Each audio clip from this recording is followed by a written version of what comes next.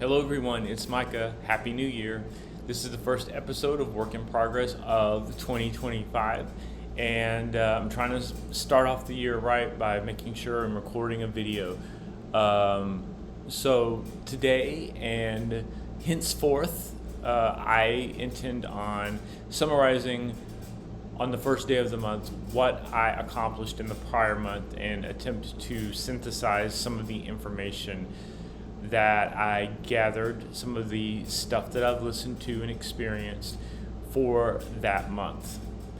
December was kind of my trial run, I guess. I mean, I started in December because that's when it occurred to me to do this, but also it was a little bit of a trial run for 2025. There were fits and starts. It was the holiday season. Anytime I embark on a new project or series of projects for self-improvement or trying to get some things rolling in terms of stimulating my mind and getting out of my ruts of day-to-day life and trying to branch out and do things. Anytime I do that, I have challenges with keeping on that schedule because there's life and then there's being lazy or being more gentle with myself, not necessarily being lazy, but just taking time to breathe, taking time to relax and not do anything in particular. It's an ongoing struggle, and it's something that I want to continue refining and addressing in 2025 without doing what I've often done in the past, which is to just sort of throw up my hands and just let life toss me and turn me where it wants to. I want to be more active this year in controlling what happens with my life. And although I haven't actually run through what I'm going to say in this video in my mind, I anticipate that I will feel really good about myself, or I hope to feel better about what I was able to accomplish during the month of December. It wasn't as much as I would have liked to do, but I think once I realize how much I did do, I can, feel proud of it, especially as a first month, especially as a start to things. So I'm going to navigate over to my little spreadsheet where I've dumped all of my data. You won't be able to see this unless you zoom in a lot, but this is just for me to basically read off of or to remind myself what it is I've done. The things that I wanted to do, and I started exactly a month ago. I made a list of things I want to do and things I need to do.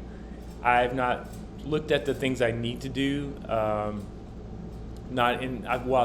have looked at them. I have not focused on them, although I have been making some progress. And the things I need to do are not really what the work in progress project is about. It's more so about keeping the administrative portions of my life, the organizing, being neat, being clean, being on top of the various things, taking care of my health, all those kinds of things. That's what that's about. The work in progress, is more so the things I want to do. And the things I listed that I want to do is to study, to make music, have someone making music right now, make music, write books, listen to music, go to events. And out of those 5 things that I want to do, really all I've focused on is the first one, the first one and the fourth one, which would be study and listen to music.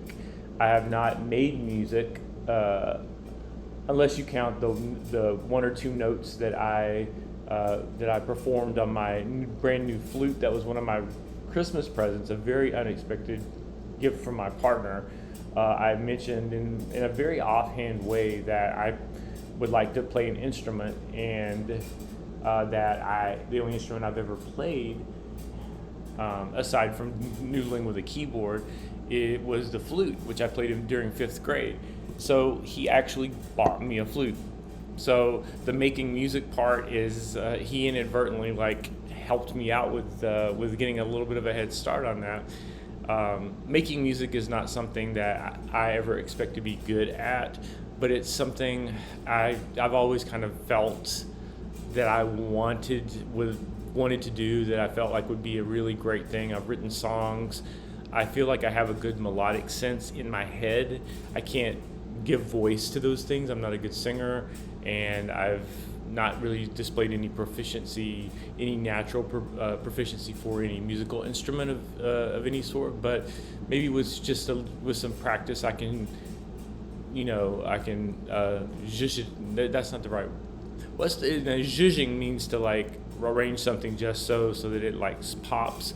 Coax. I'll just say coax. I'll be able to coax it out. Whatever there is there in terms of musical ideas, and that's very much a personal thing.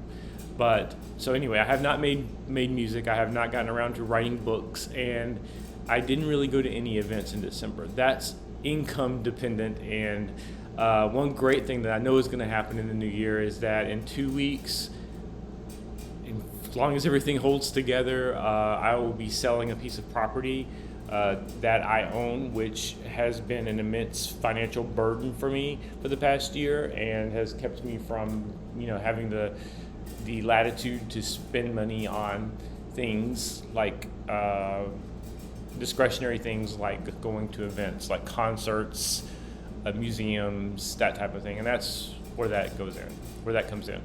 But what I have been able to do so far, like I said, studying and listening to music. Now, the things to study, and that's where this is where like my tentative structure came in for this month, was where I came up with things to study, and it just so happened to be 7 different things.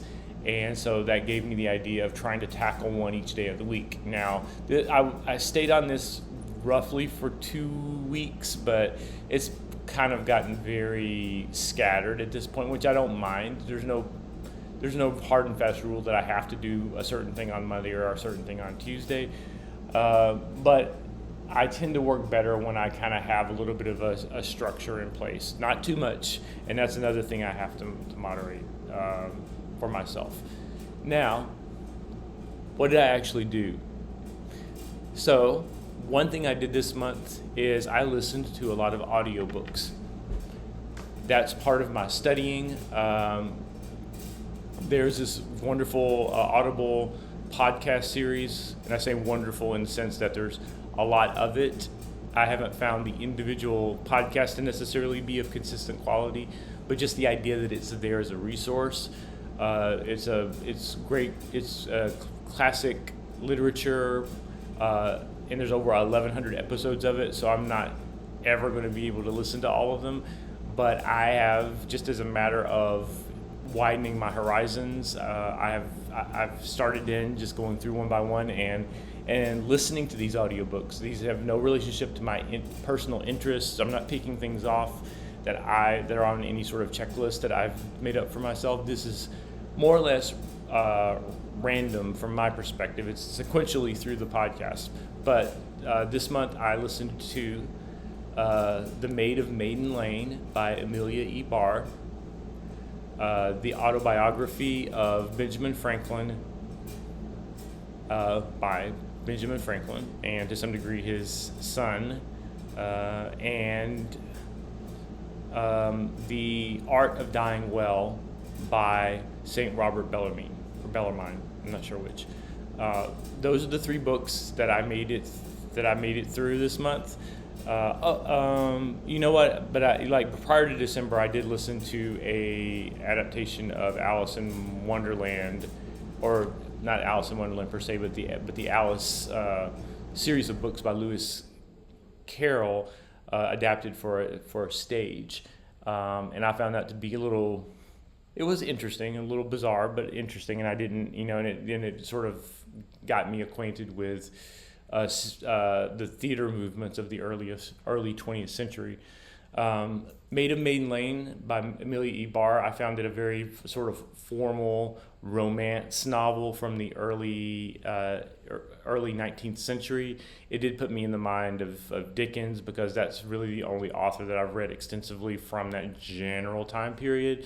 This book was set a couple of generations earlier, prior to its being written. It was set around the time of the very early formation of the United States, somewhere in the, I want to say around 1780s,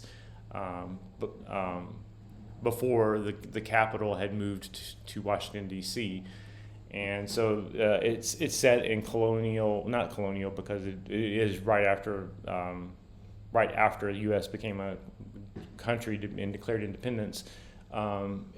It's set in those early years, and I just thought it was interesting the way that the social commentary and the political commentary was very pronounced, and just thinking about how people thought about race and ethnicity, and at that point, race was also a word that was used to refer to what we would today call national origin or ethnicity. So there was a very big difference between a Dutch family in America at that time versus a English family or a French family. And France really does get a lot of bad mouthing in this book because there's one of the characters marries someone and moves over to France from America and almost dies because she almost becomes a victim of the French Revolution, which is depicted as these bunch of like hooligans who don't really know what they're doing, trying to liberate liberate all the everyone from the political shackles of the monarchies and so forth of Europe. Without getting in the weeds there too much, it was very interesting that it was essentially a romance novel with all of the overwrought hand-wringing and emotional outbursts and self-flagellations and all the very dramatic romantic flourishes that you would expect from a romance novel, but it was interspersed with a lot of very pointed social and political commentary and to some degree philosophical. So it was really interesting to read, and it was also from a female author, and there weren't, in my understanding of it, there weren't that many female novelists in the 19th century. And so it's interesting to get a woman's perspective on some of these things, and Autobiography of Benjamin Franklin. It's always good to get a reminder of what a Renaissance man Benjamin Franklin was. I didn't get a lot out of the book, honestly, because the audiobook quality was so horrifically bad that I couldn't really focus on the content of it. But it was interesting to see, again, something from around that same period, except something more nonfiction in nature, and to understand how Ben Franklin looked at the world. And the third book that I listened to was The Art of Dying Well, which was basically a liturgical text. It really wasn't about the art of dying well, but it does really give you an idea of how all-encompassing the Roman Catholic Church and its self-importance, sense of self-importance that it had was so. It just felt kind of claustrophobic in the book because everything that was outside of their specific doctrine that was being endorsed or being promoted by the Catholic Church was considered to be very, very evil. So even to the point where this guy put out a book about the art of dying well, which really had almost nothing to do with dying whatsoever. It was really just a bunch of boxes to check about the sacraments and all the things you're supposed to do correctly so you don't go to hell. So it sort of, to me, put me in that frame of mind of just how controlling an influence the church was at the time. But between those three, I felt like they were more works of history for me than they were history in action rather than works of literature. I don't think any of them, to me, rose to the level of what I would call literature or why I'm interested in literature, but it definitely does help society, like notions of how society has changed and how it has been at these various times in history. It would be way beyond the scope of what I could talk about in a video to synthesize that in a really meaningful way. You could almost do a doctoral thesis, like comparing and contrasting those three works, probably. But I did listen to 3 audiobooks and in terms of actual reading. I did start reading Romeo and Juliet because one of the other things I did is I watched a series of YouTube videos about literature to get sort of an overview, get myself reacquainted with some of the stuff that I learned or read, works I read in high school, and I'm really just getting myself refamiliarized with the world of literature. And I also started a course on edX. Actually started it for the second time. I realized that it was a course that I started 4 years ago. Which is mind-blowing to me that it's been 4 years, but revisiting it, I was like, oh, I remember this. It was a world literature course, and I'm in my 3rd week currently of that. I think it's a 12-week course. The first week was about Goethe, I think I'm pronouncing his name right, and basically fixating on him and his life, because allegedly he was the one that created the idea of world literature, the idea that we could sort of have a study of literature as a whole across cultures. I find it a little hard to believe. I think it's more or less an arbitrary starting point, because I find it hard to believe that no one had ever thought to read literature from different cultures and think of them at the same time, in the same context. But there's no question that he was an important figure in that.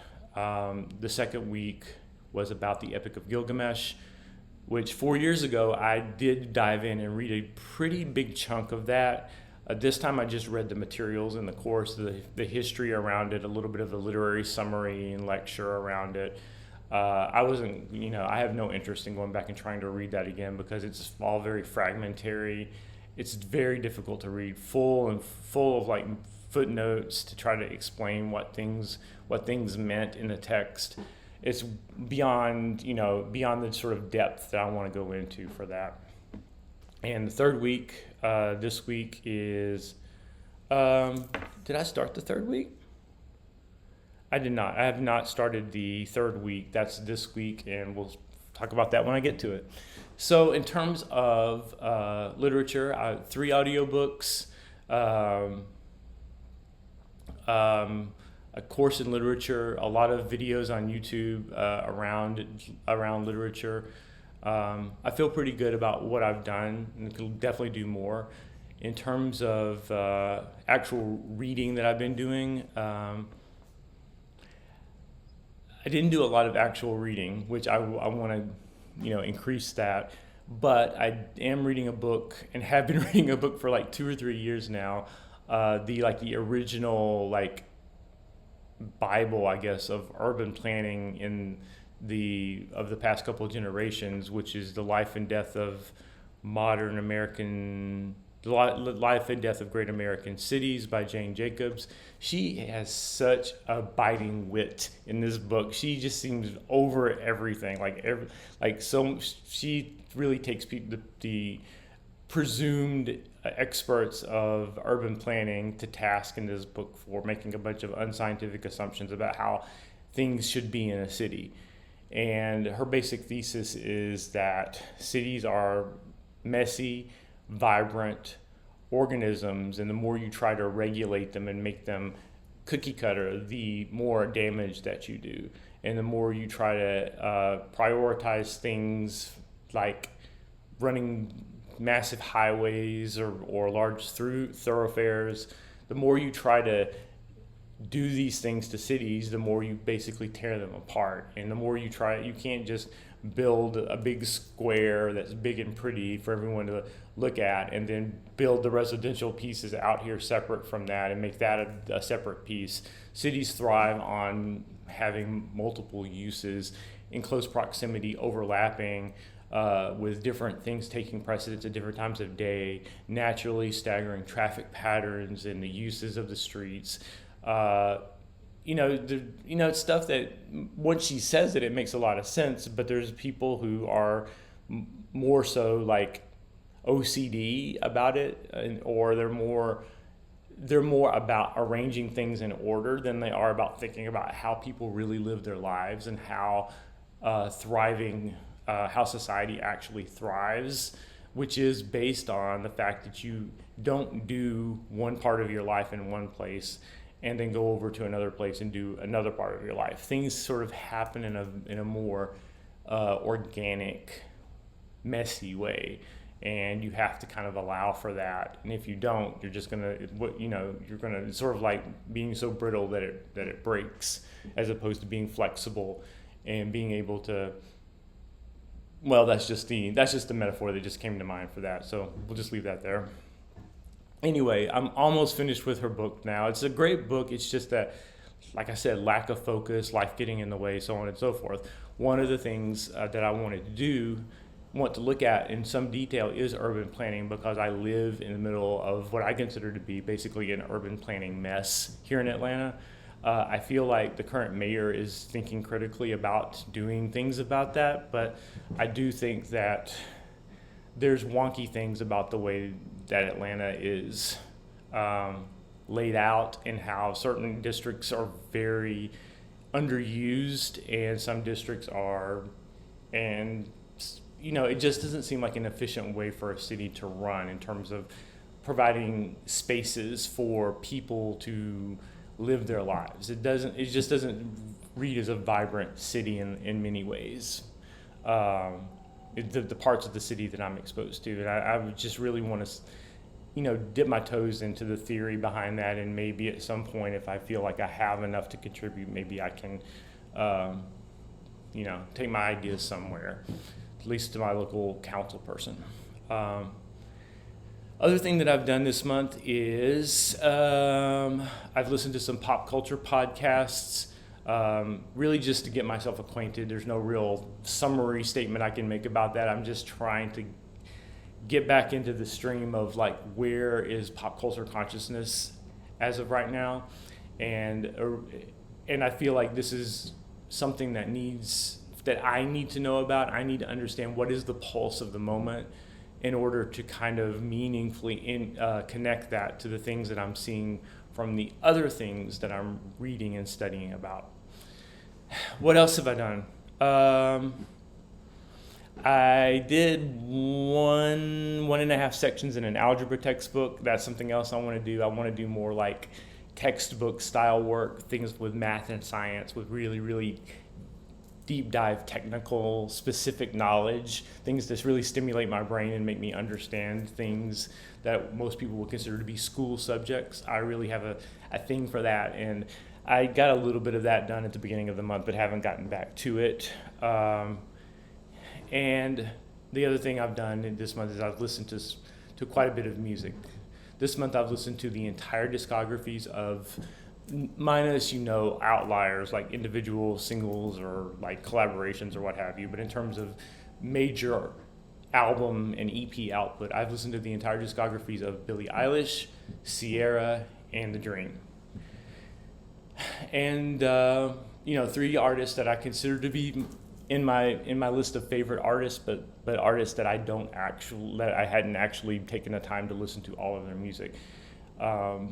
Again, I'm just getting a survey of things. Okay, I'm back. I just hope I remember to edit that part out where I took a bathroom break, because I generally do minimal editing on these videos, but I'm going to have to remember to excise that portion. So when it comes to music, again, like this first month, I'm really hanging on for dear life and just trying to get myself exposed to different things. I guess an easy way to divide up a musical analysis is musical intent and lyrical intent. And if we're being really simplistic about it, Billie Eilish from a musical standpoint is what I think a lot of people would call emo. She's very introspective and relating personal experiences or relating experiences that she is vividly imagining for herself as being the central character in these dramas of her songs. It's very much centered on how things make one feel, and capturing that mood in a incisive way, and the music really kind of just follows from that. She and her brother Phineas tend toward some production gimmicks or quirks, especially on her 2019 album, When We All Fall Asleep, Where Do We Go? She's very much ratcheted that back on her most recent album, Hit Me Hard and Soft, but there are definitely some switch ups and some changes in tempo and other production tricks, but all in all, it's a lot more subtle now than it used to be, or than it was on that album. It's kind of gone progressively less and less sort of in your face kind of production flourishes, but it's really all in the service of using Billy's emotive singing voice to convey these feelings and bringing the music along and using the music in service of conveying these same emotions. So I mean, that to me, I say that and then I think about that and think about that, like, how is that different from the definition of music in general? But people have different focuses, I suppose. So that's the best I could do for now. For Ciara is about making accessible, commercial, polished music.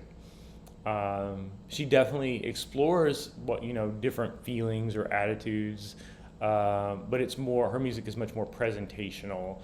It's much more, look how much fun I'm having, look how much in love I am, and look how hard I'm making you dance. But Ciara, you can tell in Ciara's music that she really, really, really, really wants to make the very best music she possibly can. So there's stuff in her catalog which is just jaw-dropping. And I know Ciara doesn't produce her own records, but I think that the spirit of what she's trying to convey makes it through, and really brings out the best in a lot of her producers. So I just get a sense of like excellence from her. She just really wants to make good pop music and really wants to make really good dance music. And then the other person is The Dream, and The Dream is probably his most famous work was Umbrella by Rihanna. It was her breakthrough hit, and he finally kind of hit on a sound which really worked for her.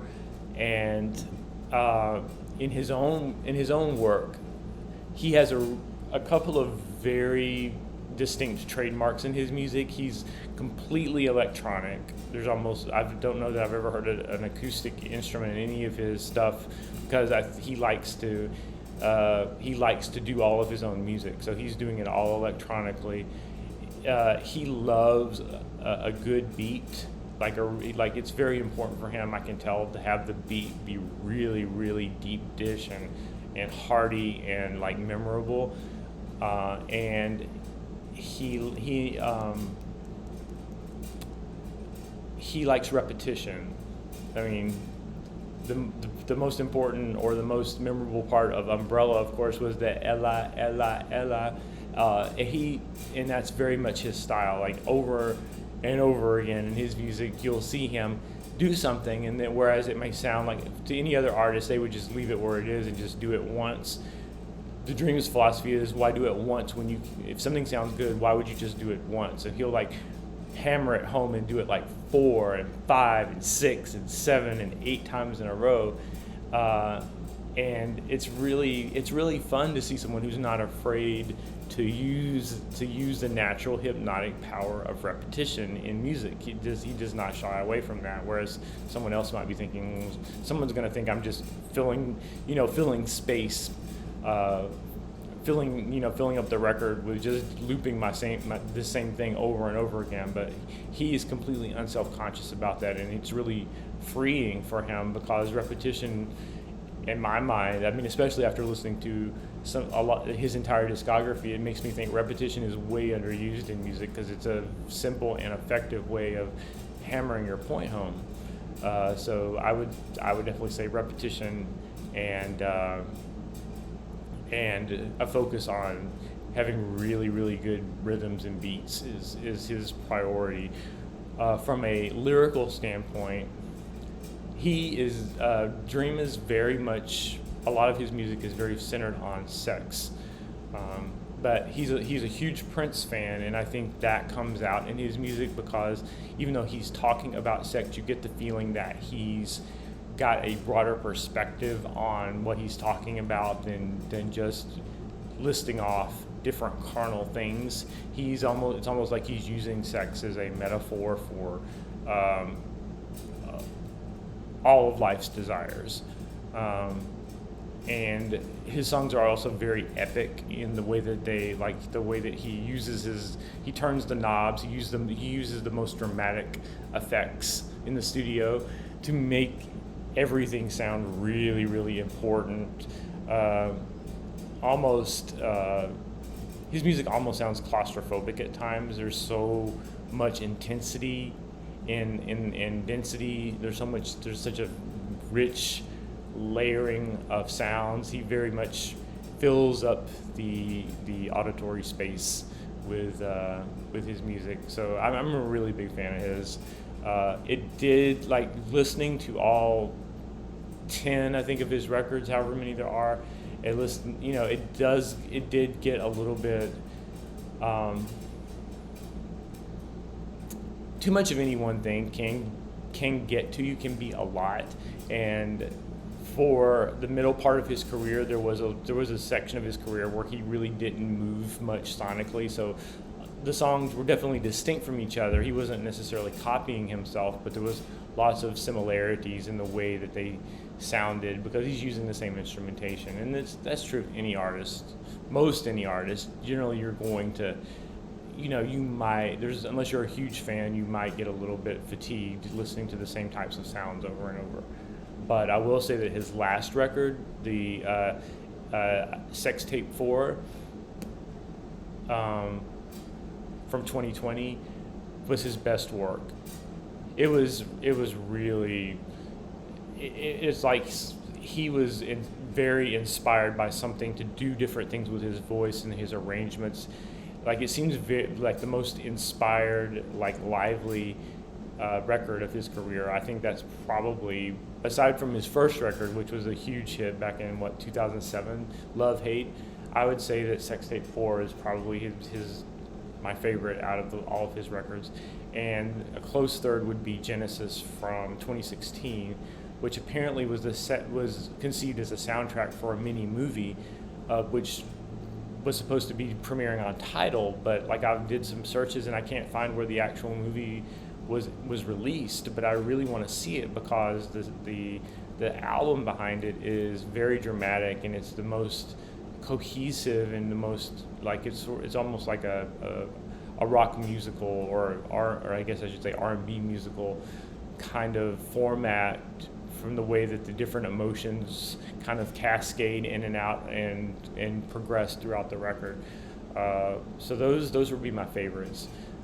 He's probably the most musically interesting to listen to in terms of, from an evolutionary standpoint, of those three artists that I listen to. But I'm also really big fans of Billy's and Sierra's, and I'm looking forward to getting into more artists that I call my favorites, but have not listened to all of their albums, or in some cases haven't listened to the music that I have listened to in a very long time. Next is going to be Ne-Yo. I think maybe I want to do Mariah Carey after that, but that'll take a really long time. She has such a huge catalog. I was with her every single album through the 90s, and then it got very spotty. Of course, like everyone else in the world, I listened to Emancipation of Mimi, but aside from that, I'm really only familiar with the albums that she released during the 90s. So I'm thinking if I can get through Ne-Yo and Mariah Carey in the month of January, I'll call myself good.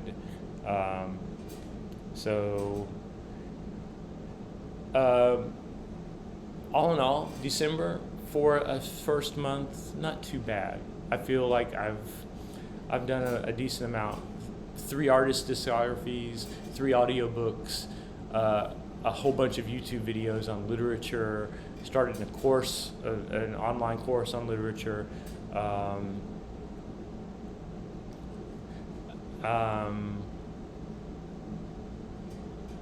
and the little bit of math homework that I did, reading about 20 to 30% of the urban planning book. Not too bad of a start, but I'm looking forward to a much more productive January and a great new year. So that's everything I have,